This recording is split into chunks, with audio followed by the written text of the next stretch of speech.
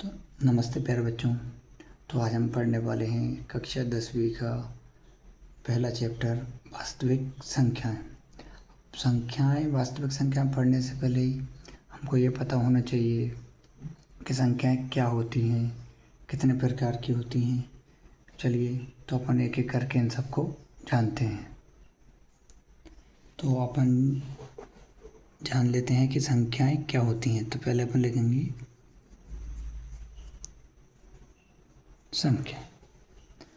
संख्याएं होती हैं दो प्रकार की।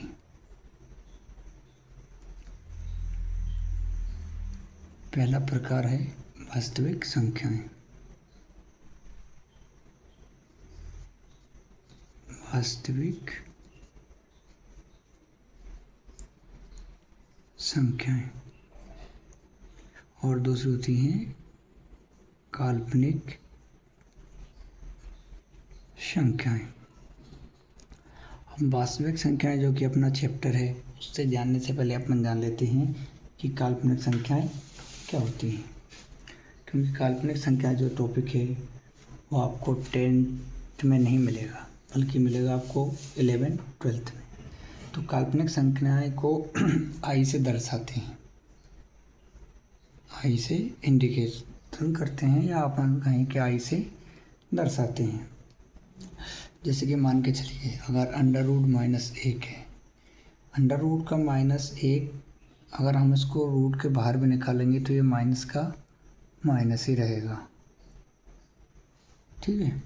तो अगर कोई भी संख्याएं अगर ये मान के चलिए कि -1 है तो इसको अपन कहेंगे इमेजिनेशन नंबर या काल्पनिक संख्या। इसको अपन आई से दर्शाते हैं।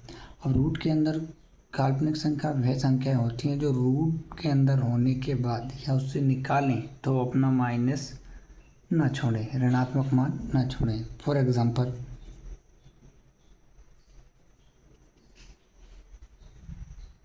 -√3 हो गया, -√5 हो गया, -√7। ये जो सभी संख्याएं हैं ये हैं काल्पनिक संख्याएं। अगर इसको अपन रूट के बाहर लिखेंगे तो इसको इस प्रकार से अपन लिख सकते हैं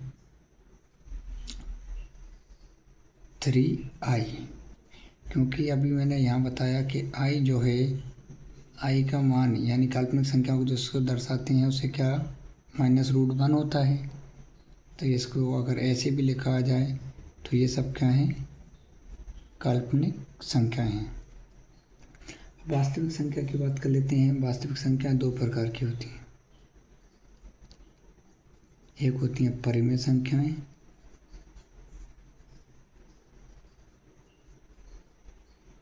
दूसरी होती हैं अपरिमेय संख्याएं।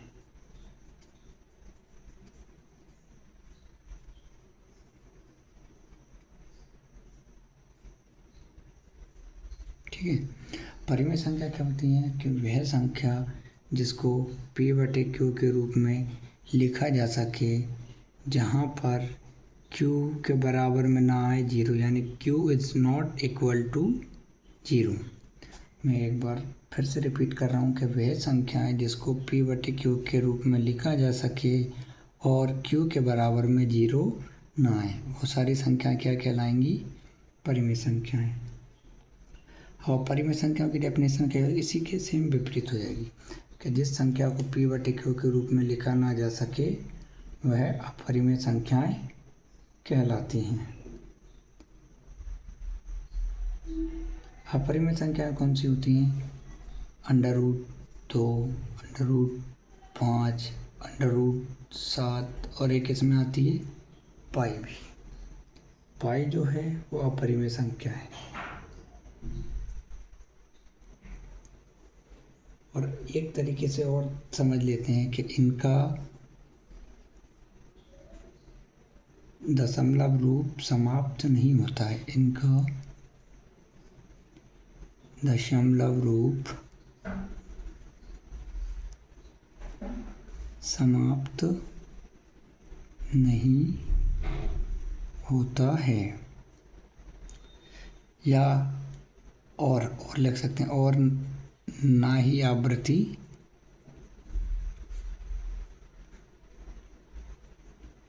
आवृत्ति समाप्त होती है। अब ये संख्या कौन कौन सी, जैसे कि मैंने अभी एग्जांपल दिया आपको, रूट दो का जो मान होता है 1.4142, ऐसे आगे बढ़ता जाता है, जिसकी आवृत्ति कभी समाप्त नहीं होती है।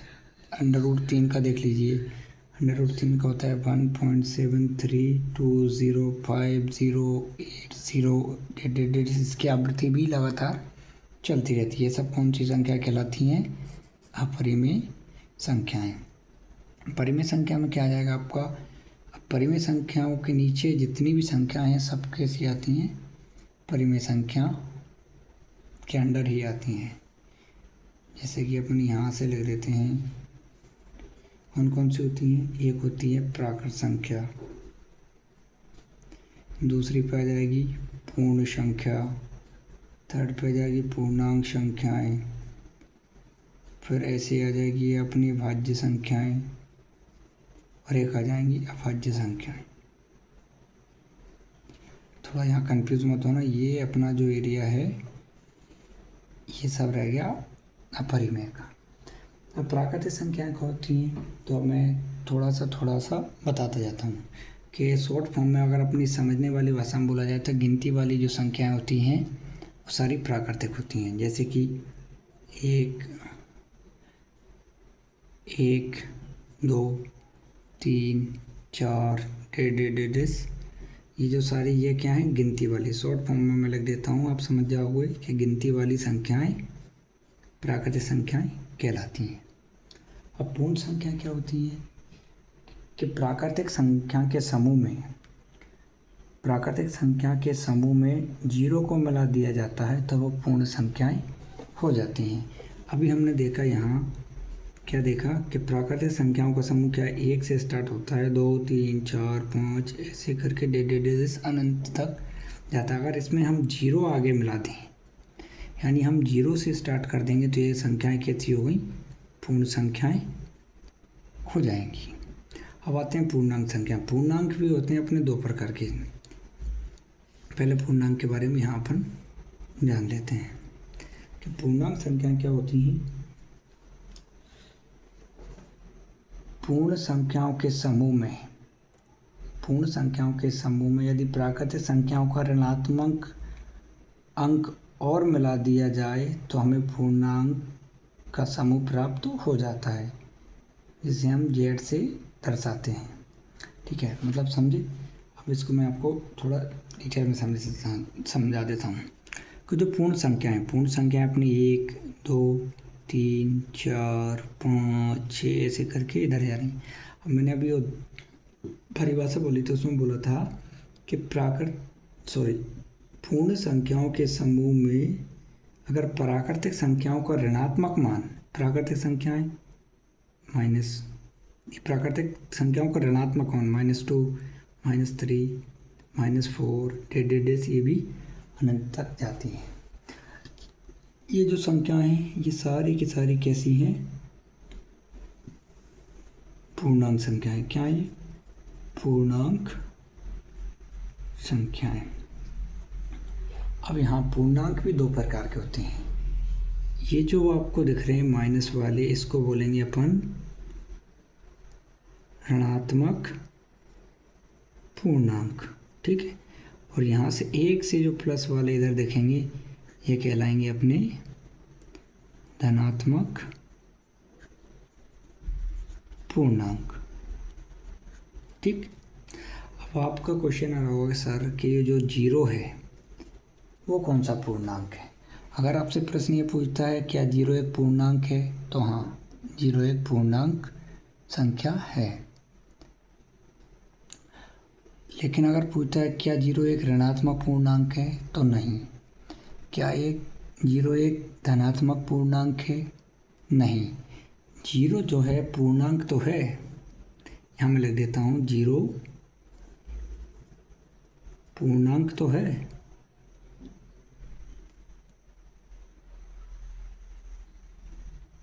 जीरो क्या है?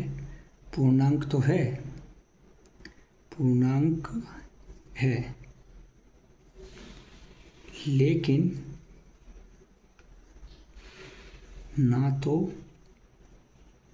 धनात्मक पूर्णांक है और ना ही ऋणात्मक पूर्णांक। ठीक है, 0 पूर्णांक तो है पर ना तो धनात्मक है ना ऋणात्मक है।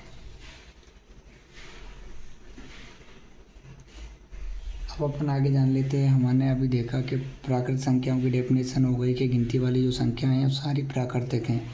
पूर्ण संख्या क्या होती है कि प्राकृतिक संख्याओं के जब समूह में हमने 0 को मिला दिया तो पूर्ण संख्या हुई। पूर्णांक संख्या क्या होती हैं? पूर्ण संख्याओं के समूह में प्राकृतिक संख्याओं का ऋणात्मक मान मिला दिया जाए तो पूर्णांक बन जाती हैं। अब भाज्य संख्याएं, भाज्य संख्याएं की डेफिनेशन अपन ये कह सकते हैं, यहीं लगा देता हूँ थोड़ा सा, कि वह संख्या जो स्वयं और किसी अन्य संख्याओं से भी विभाजित हो वह संख्या भाज्य संख्या कहलाती है। अब इसका मैं आपको लिखा देता हूँ कि ये कि क्या बोला मैंने कि वह संख्या जो एक तो स्वयं मतलब जो संख्या दी है उससे विभाजित हो और अब एक तो ऐसी संख्या है जिसका भाग हर किसी संख्या में चला जाता है। तो मतलब ऐसी संख्याएं जो स्वयं तथा एक के अलावा किसी अन्य संख्या, इनके अलावा किसी अन्य संख्या से विभाजित हो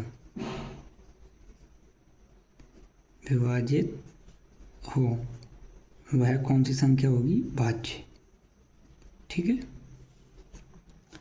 मैंने एक ही में सारा पूरा एकदम से कर दिया तो समझने में थोड़ी दिक्कत आएगी, लेकिन कंसेप्ट आपका यही है कि आपको संख्याओं की पहचान होनी चाहिए। चलिए अब अभाज्य को अपन यहाँ उठा के लिख लेते हैं। कौन सी? अभाज्य संख्या। अभाज्य संख्या क्या होती है? अभी अपन ने भाज्य संख्या की डेफिनेशन क्या देखी, जो स्वयं और एक के अलावा किसी अन्य संख्या से विभाजित हो वह भाज्य कहलाती है। अब इसमें सेम इसका विपरीत, यानी इसको अपन कह सकते हैं वह संख्या जो, अब यहाँ संख्या छूट गई, वह संख्या जो स्वयं और एक के अलावा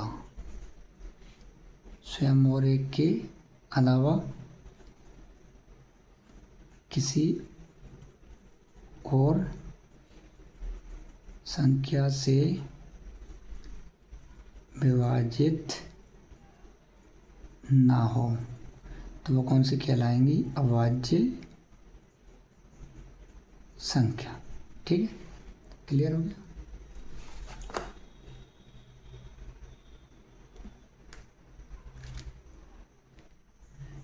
चलिए तो थोड़ा सा आगे बढ़ जाते हैं अपन। अब जानते हैं अपन सहअभाज्य संख्याएं। ये शब्द भी आपके सिलेबस में आपके क्वेश्चनों में बार बार आता है कि सहअभाज्य संख्याएं क्या होती हैं, कैसे होती हैं, उन्हें पहचानेंगे कैसे। तो आइए अब हम अपन सहअभाज्य संख्याओं के बारे में थोड़ा सा जान लेते हैं। क्या लिख रहे हैं अपन? सहअभाज्य संख्याएं। इसको थोड़ा बहुत डिटेल में बताऊंगा कि सहअभाज्य संख्या होती क्या है। तो मैं इसकी परिभाषा आपको लिखा देता हूँ। वे दो संख्याएं जिनका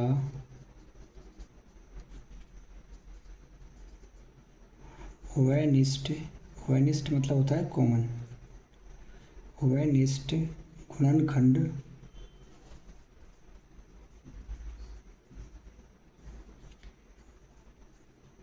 केवल एक हो, यानी 1 हो, तो उन दोनों संख्याओं के तो उन दोनों संख्याओं को, तो उन दोनों संख्याओं, देखिए मैं एक बार फिर से रिपीट कर देता हूँ। वे दो संख्याएं जिनका उभयनिष्ठ, उभयनिष्ठ मतलब होता है कॉमन, गुणनखंड केवल एक हो, तो उन संख्याओं को सहअभाज्य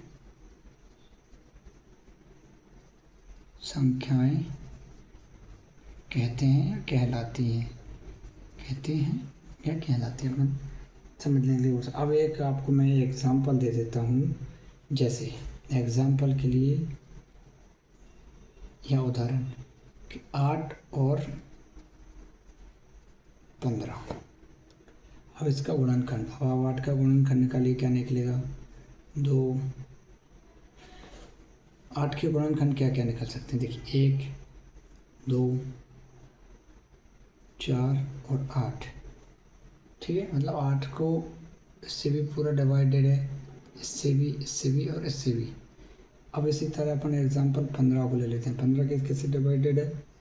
1 से, 3 से, 5 से और 15 से। या फिर आप गुणनखंड ऐसे करके देख सकते हैं 8 का और 15 का। इसमें क्या क्या आ जाएगा आपको? ठीक, अब आपको क्या निकालना? ओवरनेस्ट आपको निकालना क्या है? फिर दो संख्याएं जिनका उभयनिष्ठ केवल एक हो, तो उन संख्याओं को सहअभाज्य संख्या कहते हैं। अब इनमें उभयनिष्ठ मतलब कॉमन क्या मिल रहा है? केवल एक, केवल एक।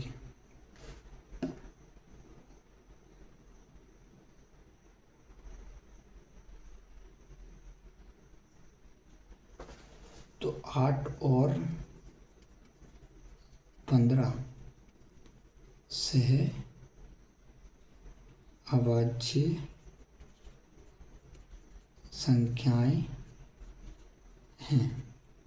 अब मैं आपको एक क्वेश्चन देखे जाता हूँ जाते टाइम। अगर आपको ये कंसेप्ट अच्छा लगा हो तो लाइक कीजिए, सब्सक्राइब कीजिए। अब आपको ये कमेंट बॉक्स में बताना है कि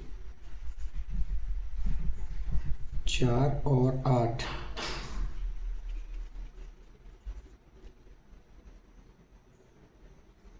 क्या सहअभाज्य संख्याएं